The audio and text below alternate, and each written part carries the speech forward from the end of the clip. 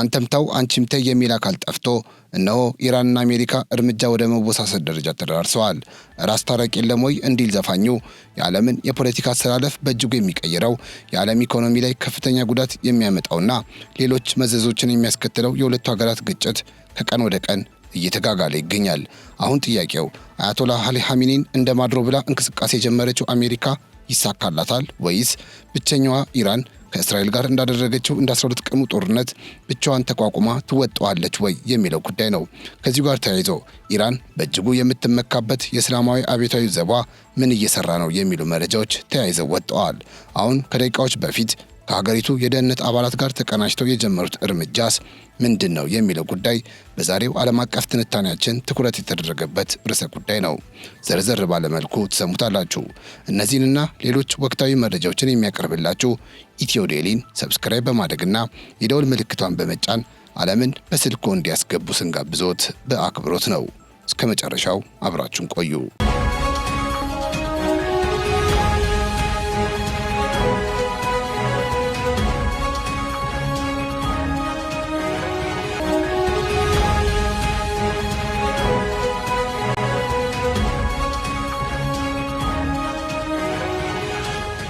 በኢራን የተቀጣጠለው ህዝባዊ አመጽ 3ኛ ሳምንቱን የደፈነ ሲሆን እስከ ትናንትናው ዕለት ከ500 በላይ ሰዎች እንደሞቱ ሲነገሩ መቆየቱ ይታወሳል። ትናንት ሌሊቱን ዓለም አቀፍ የዜና ወኪሎች ግን ይዘውት በወጡት መረጃ በሰልፉ የተገደሉ ሰዎች ቁጥር ከ2000 በላይ እንደደረሰ እየተቀባበሉት ይገኛል። እንዲህ አይነት የቁጥር ለውጥ ለመምጣቱ ምክንያት ሆኖ የቀረበው በኢራን ኢንተርኔት መዘጋቱን ተከትሎ እንደሆነ ይጠቀሳል። በኢራን ኢንተርኔትም ሆነ የስልክ አገልግሎት ከተዘጋ 6ኛ ቀኑን ያስቆጠረ ሲሆን ይህም በሀገሪቱ እየተካሄዱ ያለውን የተቃውሞ ብሎም በሰልፈኞች ላይ እየደረሰ ያለውን የጉዳት መረጃ በዝርዝር ለማግኘት እንዳላስቻለ ተነግሯል። እንደ መፍትሄ ተቀምጦ የነበረው የኤለን መስኩ ስታርሊንክ የሚሰኘው የሳተላይት ኢንተርኔት ነበር። እሱም ቢሆን በቻይናና በሩሲያ ባለሙያዎች መጀመሪያ 30 በመቶ አካባቢ በኋላም 80 በመቶ በሚደርስ ጥረት ማቋረጥ እንደተቻለ ይነገራል። ታዲያ እንዲህ አይነት ነገሮች ባሉበት ሰዓት ኢራን በዛሬው ዕለት እርምጃ መውሰድ መጀመሯን አልባዋ የተሰኘው የመካከለኛው ምስራቅ ተነባቢ የኦንላይን ድረገጽ ባወጣው መረጃ ለመመልከት ተችሏል። በዚህም የሀገሪቱ አብዮታዊ ዘብ ከሀገሪቱ የደህንነት አባላት ጋር በመቀናጀት በኢራን የሚገኙ የአሜሪካ መሳሪያዎች ላይ እርምጃ መውሰድ መጀመራቸውን የተነገረው። እስካሁንም ከ200 ኪሎ ግራም በላይ የሚመዝን ፈንጂና ሌሎች ብዙ መሳሪያዎች መያዛቸው ተነግሯል። እኚህ መሳሪያዎች የተገኙት እስላማዊ አብዮታዊ ዘብና የሀገሪቱ የደህንነት አባላት ባካሄዱት የቤት ለቤት ፍተሻ ሲሆን በተቃዋሚዎቹ መኖሪያ ቤቶች ውስጥ እጅግ በርካታ የጦር መሳሪያዎች መያዛቸውን የተነገረው። እስካሁንም 273 የጦር መሳሪያዎች፣ 200 ኪሎ ግራም የሚመዝኑ ተቀጣጣይ ፈንጂዎች፣ ሰው አልባ አውሮፕላን መገጣጠሚያ መሳሪያዎችና የስለላ መሳሪያዎች ይገኙበታል። ከዚህ ባሻገር ከእስራኤል ሞሳድ ጋር ግንኙነት አላቸው ተብሎ የተጠረጠሩ በርካታ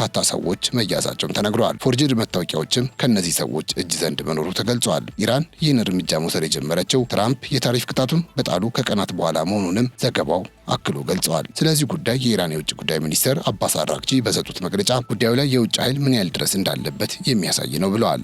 ሌላ አንድ የፖለቲካ ተንታኝ ደግሞ ፕሬዚዳንት ዶናልድ ትራምፕ ለተቃዋሚዎች ድጋፍ እየመጣላችሁ ነው የሚሉት ለካ በጎን እያስገቡ ነበር ሲል ሐሳቡን አስፍሯል። የኢራን ይህን እርምጃ ተከትሎ የአሜሪካ ቀጣዩ መልስ ምት ምን ይሆናል የሚለው ጉዳይ የሚጠበቅ ሲሆን ይህን ዘገባ እስካጠናከርንበት ሰዓት ድረስ ምንም የተሰጠ ምላሽ የለም። የተከበራችሁ የኢትዮ ዴይሊ ቤተሰቦቻችን አብራችሁን ስላላችሁ እጅግ እናመሰግናለን። በመግቢያው ላይ እንደጠቀስንላችሁ የዛሬው ዓለም አቀፍ ትንታኔያችን ኢራንና አሜሪካን የሚመለከት ሲሆን ከዚህ ባሻገር ኢራን እጅጉን ትተማመንባቸዋለች የሚባሉት በምስሉ ላይ የምትመለከቷቸው የኢራን አብዮታዊ ዘቦች ናቸው። ሙሉ ማን ናቸው? እንደዛ የምትመካባቸውስ ምን የተለየ አቅም ቢኖራቸው ነው የሚለው ጉዳይ ቀጣዩ ዘገባችን ይሆናል። ኢራን ለሳምንታት በዘለቀ ህዝባዊ ተቃውሞ እየታመሰች ነው። የጸጥታ ኃይሎች እየወሰዱት ባለው እርምጃ በመቶዎች መገደላቸው እየተነገረ ነው። 10 ሺዎች ደግሞ ወደ እስር ተግዘዋል። ይህ የኢራን መንግስት ተቃውሞን ለመቆጣጠር እየወሰደ ያለው እርምጃ አሜሪካ ጣልቃ እንድትገባ ሊያደርጋት እንደሚችል ፕሬዚዳንት ትራምፕ ማስጠንቀቃቸው ይታወቃል። ኢራንም ለድርድር ዝግጁ መሆኗን፣ ነገር ግን በውስጥ ጉዳዩ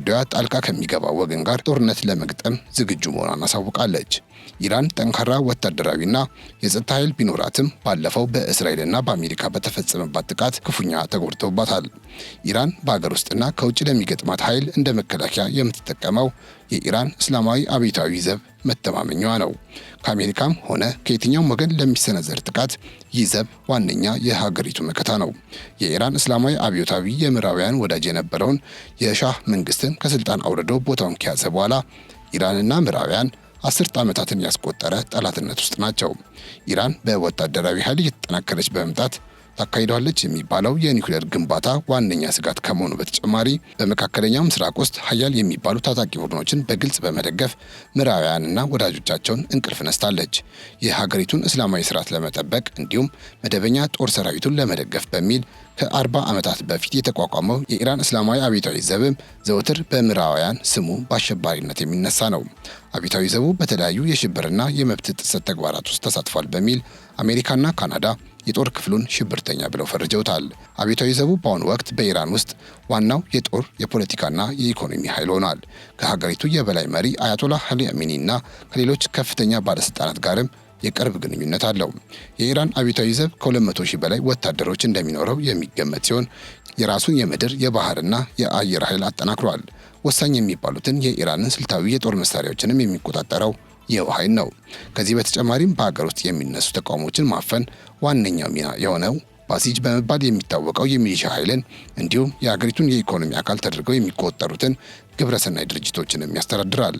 ይህ ብቻም ሳይሆን አብዮታዊ ዘቡ ከኢራን ውጭ በሚንቀሳቀሰው ኩዱስ ወይም ኢየሩሳሌም ተብሎ በሚጠራው የጦር ክንፉ አማካኝነት በመካከለኛው ምስራቅ ለሚገኙ አጋር መንግስታትና ታጣቂ ቡድኖች ገንዘብ፣ የጦር መሳሪያ፣ ቴክኖሎጂ፣ ስልጠናዎችን እንዲሁም ምክር በመስጠት ተጽዕኖ ያሳድራል። ከአውሮፓውያኑ የ1979 አብዮት በፊት የኢራኑ የመጨረሻው ንጉስ መሐመድ ሪዛ ፓህላቪ ብሔራዊ ጸጥታን ለማረጋገጥና ስልጣናቸውን ለማስጠበቅ የሚተማመኑት በጦር ኃይላቸው ነበር። በአያቶላ አሚኒ የሚመሩት አዲሶቹ እስላማዊ ባለስልጣናትም ይህንን በመከተል ነበር አብዮታቸውንና አመራራቸውን ለማጠናከር ቁርጠኛ የሆነ ጠንካራ ኃይል እንደሚያስፈልጋቸው የተገነዘቡት። አብዮታዊ ዘቡ መደበኛ ጦሩ ካሉት 230 ሺህ ወታደሮች ያነሱ ሰራዊት ቢኖረውም በኢራን እንዲሁም አገሪቷ ከፈጸመቻቸው ወታደራዊ ዘመቻዎች ጀርባ ያለ ዋነኛ ወታደራዊ ኃይል ተደርጎ ነው የሚታሰበው። በእስራኤል ጥቃት የተገደሉት የአብዮታዊ ዘቡ ዋና አዛዥ ሜጀር ጀነራል ሆሲን ሳላሚና ከፍተኛ መኮንኖችም የሀገሪቱ የበላይ መሪን ሲያማክሩ ቆይተዋል። የአብዮታዊ ዘቡ የባህር ኃይልም 20 በመቶ የሚሆነው የዓለም የነዳጅ አቅርቦት የሚያልፍበትንና የባህረ ሰላጤ ሀገራትን ከህንድ ውቅያኖስ ጋር የሚያገናኘውን የሆርሙዝ ባህር ወሽመጥን የመቆጣጠር ኃላፊነት አለው። የባህር ኃይሉ በዚህ ስልጣኑ ያሉትን አነስተኛ የጦር ጀልባዎች በመጠቀም ወደ ኢራን የውሃ ግዛት ቀርቧል ያላቸውን የአሜሪካ የጦር መርከቦች ማስቆሙና ዓለም አቀፍ የመርከብ ጉዞዎችን አቅጣጫ ማስቀየሩ መነጋገሪያ ሆኖ ነበር። የውጊያ አውሮፕላኖች በስሩ የሌሉት የአብዮታዊ ዘቡ የአየር ኃይል ኢራን ያሏትን ሚሳኤሎች የመቆጣጠር ኃላፊነት አለው። አሜሪካ እንደምትለው ኢራን የተጠናቀቁ አሊያም በመበልጸግ ላይ ያሉ ከ10 በላይ የባላስቲክ ሚሳኤል ስርዓቶች እንዲሁም በመቶዎች የሚቆጠሩ ሚሳኤሎች ክምችት ያላት ሲሆን በመካከለኛው ምስራቅ ትልቅ የባላስቲክ ሚሳኤል ኃይል ባለቤት ናት። አሁን እስራኤል በኢራን ውስጥ ያሉ የኒውክሌር ማዕከላት፣ የሚሳኤል ማስወንጨፊያዎችና የአየር ጥቃት መከላከያ ስርዓቶች ላይ ፈጸምኩ ባለችው ጥቃት ምን ያህሎቹ እንደወደሙ የታወቀ ነገር የለም። የሆነ ሆኖ ኢራን ለሳምንታት በዘለቀ ህዝባዊ ተቃውሞ እየታመሰች ነው። የጸጥታ ኃይሎች እየወሰዱት ባለው እርምጃ አንዳንዶች ይህን ቁጥር እስከ 2000 ያደርሱታል። መገደላቸው የተነገረ ሲሆን ከ11 ሺህ በላይ የሚሆኑት ደግሞ ታስረዋል። ይህ የኢራን መንግስት ተቃውሞን ለመቆጣጠር እየወሰደ ያለው እርምጃ አሜሪካ ጣልቃ እንድትገባ ሊያደርጋት እንደሚችል ፕሬዚዳንት ትራምፕ እያስጠነቀቁ ነው። ከማስጠንቀቅም አልፈው ድጋፍ ለተቃዋሚው እየመጣ ነው ብለው በግልጽ ተናግረዋል። ታዲያ ኢራን ከደቂቃዎች በፊት ያስኳቸው ያለቻቸው አሜሪካ ሰራሽ መሳሪያዎች በትራምፕ ትዕዛዝ የገቡ ይሁን አይሁን የተረጋገጠ ነገር የለም። ትራምፕ እስካሁን ድጋፍ እየመጣ ነው ብቻ ነው ያሉት። ኢራንም ለድርድር ዝግጁ መሆኗን፣ ነገር ግን በውስጥ ጉዳዩ ጣልቃ ከሚገባ ወገን ጋር ግን ጦርነት ለመግጠም ዝግጁ መሆኗን አሳውቃለች። በጥቅሉ ባለፉት 2 ሳምንታት የነበረው አለመረጋጋት ስርዓቱ ላይ ትልቅ ቀውስ ፈጥሯል። የኢራናውያን ቁጣና ብስጭት ገንፍሎ ወደ ጎዳናዎች አውጥቷቸዋል። ይህ የመጣው ባለፉት 2 ዓመታት አሜሪካና እስራኤል በኢራን ካደረሱት ወታደራዊ ጥቃቶች በተጨማሪ ነው። የአውሮፓ ሀገራትና አሜሪካ የጣሏቸው ማዕቀቦች ቤተሰቦቻቸውን ለመመገብ የተቸገሩ ኢራናውያን ላይ የበለጠ ጉልህ የሆነ ተጽዕኖ እንዳስከተለ ይነገራል። በ2015 የኒውክሌር ስምምነት ምክንያት የተነሱት የተባበሩት መንግስታት ማዕቀቦች በሙሉ በመስከረም ወር በእንግሊዝ በጀርመንና በፈረንሳይ እንደገና ተተክተዋል። በኢራን በ2025 የምግብ ዋጋ ግሽበት ከ70 በመቶ በላይ ነበር። የሀገሪቱ የመገበያያ ገንዘብ ምንዛሬ በታህሳስ ወር ታይቶ በማይታወቅ መልኩ ዝቅተኛ ደረጃ ላይ ደርሷል። የኢራን መንግስት ከፍተኛ ጫና ውስጥ ያለ ቢሆንም ሁኔታዎች ግን አሁንም ያበቃላቸው አይመስሉም። የጸጥታ ኃይሎች በበኩላቸው አሁንም ለአገዛዙ ታማኝ ሆነው ቀጥለዋል። ዶናልድ ትራምፕ በበኩላቸው ጥቃት ሊፈጽሙ እንደሚችሉ የዛቻ ናዳ እያወረዱ ይገኛሉ። ከወታደራዊ ጥቃቱ በተጨማሪ ጸረ መንግስት ቡድኖችን በመደገፍና በሀገሪቱ ሰራዊት ላይ የበይነ መረብ ጥቃት መፈጸም ወይም ሌሎች ማዕቀቦችን መጣል የሚሉ የእርምጃ አይነቶች አሜሪካ እያሰበችበት ካሉ አማራጮች ውስጥ መኖራቸው ተነግረዋል።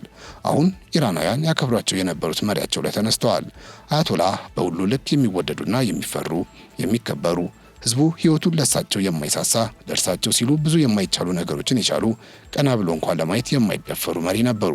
ዛሬ ግን ሞት ለአያቶላህ፣ ሞት ለጨቋኝ መንግስታቸው ሲሉ ተደምጠዋል። ኢራን ብዙ ነገር አጣለች። በ12 ቀን ጦርነት በእስራኤል ወሳኝ የሚባሉ መሪዎቿን አጣለች። ብዙ ዋጋ የከፈለችበት የኒውክሌር ጣቢያዋም ተመቷል። እስራኤልም ያለ ከልካይ በሰማያ ላይ የፈለገችውን ሰርታለች። ማዕቀብ፣ ሙስናና ብልሹ አሰራርም ኢኮኖሚዋን ከድጡ ወደ ማጡ አድርሰውታል።